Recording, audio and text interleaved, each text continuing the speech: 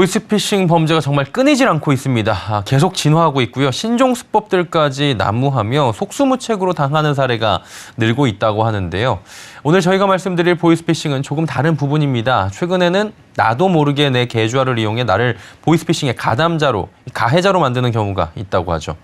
자, 금융부의 민세원 기자와 관련 내용 조금 더 들어가 보도록 하겠습니다. 어서 오세요. 예. 나도 모르게 가담자가 될 수 있다 생각만 해도 끔찍한데 이게 어떤 이야기입니까? 네, 최근 법률 사이트나 각종 커뮤니티에서 쉽게 찾아볼 수 있는 얘기인데요. 바로 현금 운반책입니다. 현금 운반책은 말 그대로 보이스피싱을 통해 얻은 범죄 수익을 전달하는 건데 피해자로부터 현금으로 전달받아 계좌이체하는 보이스피싱 조직원을 말합니다. 문제는 최근 들어서는 조직원이 아닌 일반인들을 고용해 현금 운반책으로 이용하고 있다는 겁니다. 이들은 대다수 구인구직 사이트를 통해 단순 배달 혹은 단순 격리와 같은 업무로 위장한 뒤 이들의 통장을 이용해서 범죄 수익금을 전달하는 겁니다. 예, 이런 이야기를 커뮤니티 사이트나 구직 이런 곳에서 들어본 것 같은데 이게 구체적으로 그렇다면 어떤 식으로 모집을 하게 되는 겁니까? 네, 일반 아르바이트와 동일한 방식으로 모집하기 때문에 분간이 어려운데요. 자세한 사례는 법률 전문 변호사를 통해 들어보시죠. 처음에는 아르바이트생들의 의심을 피하기 위해서 먼저 정상적으로 보이는 일을 시키게 됩니다. 예를 들어서 디자인 관련 경력을 올려놓은 구직자들에게는 종로나 홍대에 가서 디자인 시장 조사를 해와라 이렇게 시키게 하는 겁니다. 이런 과정으로 몇 번 정상적인 일을 시키면 이 업체의 믿음을 갖게 되는데요. 그 이후에 갑자기 업체에서 그 아르바이트생에게 우리 회사 회계 담당이 갑자기 일을 그만뒀는데 대신해서 또는 이체를 해줄 수 있냐 이런 부탁을 하게 되는데요. 그러면 이제 그간의 정상적인 업체라고 믿고 신뢰가 쌓였기 때문에 그 부탁을 거절하기가 쉽지가 않습니다. 특히 최근 취업난에 시달리는 2030 세대들이 주로 대상이 되는데요. 통계청 자료에 따르면 지난해 기준 보이스피싱으로 검거되는 42.3%가 20대 현금 운반책인 것으로 나타났습니다. 예, 취업난에 시달리는 이 젊은 층들이 한 번 더 피해를 볼 수 있다는 게 마음이 아픈데요.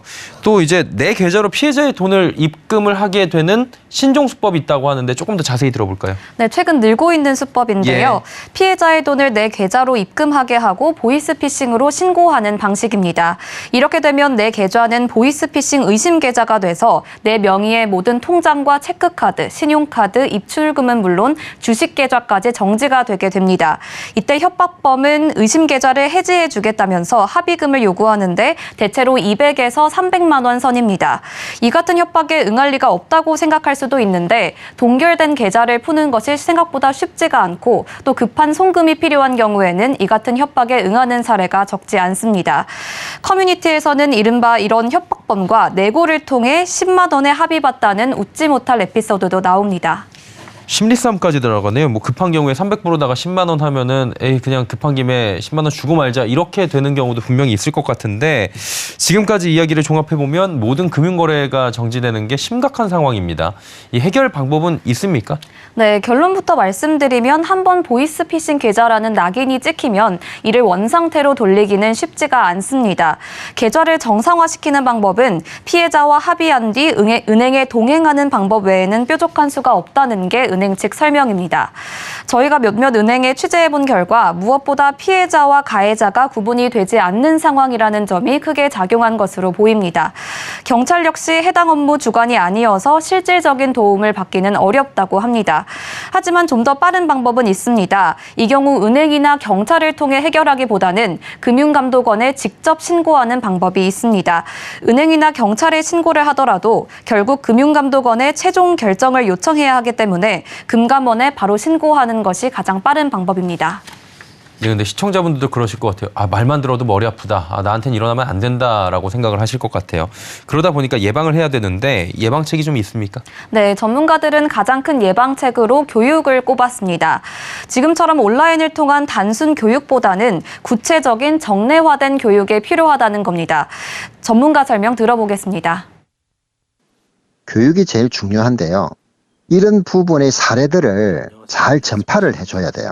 계좌에 남의 이렇게 돈이 들어오면 횡재다 이것이 아니라 이것이 보이스피싱에 이용될 수 있다라는 점을 항상 머릿속에 가지고 있어야 돼요.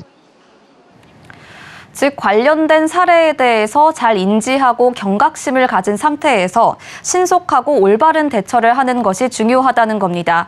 단순 가담자에 대한 처벌이 날로 강화되는 상황에서 신종 수법에 대해 지속적으로 관심을 가지고 인지해야 할 필요성이 커지고 있습니다.